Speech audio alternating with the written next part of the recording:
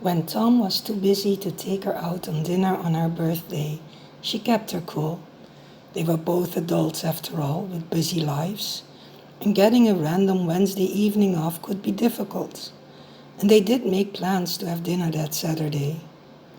When the Wednesday of her birthday came and went without so much a text from Tom, she kept her cool. He did tell her he was busy after all. It must have slipped his mind. When Thursday came and went without a call or text, she kept her cool. When Friday, a happy birthday text came without so much as a term of endearment or an apology for being late, she kept her cool. When on Saturday she had taken her time to make herself look extra nice for their night out, and Tom cancelled on her 5 minutes before he was supposed to pick her up, she was still cool as a cucumber. When she was standing at the kitchen counter in a new party dress and full makeup, trying to open a can of soup because she had not eaten as to not spoil her belated birthday dinner, and all the can opener did was tear bits of the label off the can when she turned it, she totally fucking lost it. "Useless piece of shit!" Cheryl screamed and threw her can opener through the kitchen. Unsure if she was cursing her kitchen utensil or her so-called boyfriend. She screamed again, no words this time, just an expression of anger and frustration. Then she dropped to the floor, sobbing helplessly, her tears turning her makeup into raccoon circles around her eyes. She allowed herself to wallow in self-pity for a while and then tried to pull herself together. Crying on the floor wasn't going to help her open that can, and she was starving. Suddenly, a thought hit her. She pulled open one of the drawers as far as it would go and started rummaging through it.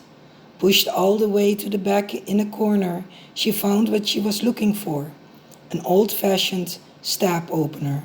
One of those things with one long, straight blade at one side and a little hook on the other, with a sort of iron loop between them. It even had a wooden handle. It took a little practice to operate an opener like this, and you had to be careful. It would leave the lid with sharp, jagged edges, but stabbing the blade in and then pulling it up and tearing apart the metal as she went along felt so satisfying to her now. If only she could stab and tear some other things in her life.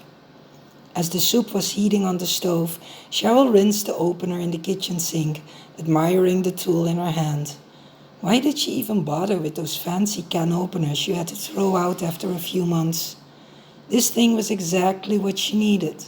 So simple, so dependable, practically unbreakable. Much like the man who had given it to her, she realized. Roger had not even been offended when Cheryl had expressed her disappointment at getting an opener as a housewarming gift. He had simply pulled her against him and said, "Trust me, Cheryl, one day you'll be glad to have one of these stab openers." At the time, she had been annoyed and thought it sounded condescending. And she found the gift thoughtless, not to mention unromantic. The opener had disappeared in the back of the drawer, replaced by something more fancy. And Roger had been replaced by someone more fancy as well. Someone with more ambition than being an electrician. Someone with more refined tastes. Someone who wouldn't ask her to sleep on the ground in a tent in the woods full of bugs every other weekend. And she had found exactly what she had been looking for.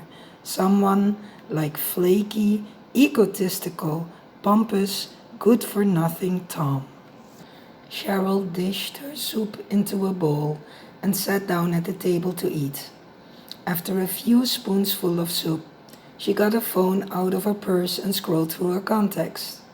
Roger's number was still in it. She decided she should send him a text. "I thought about you today.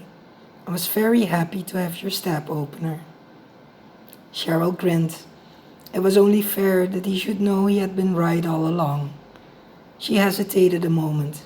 What exactly did she have to lose at this point? Her fingers moved over the screen for a follow-up text. Do you want to have coffee with me sometime?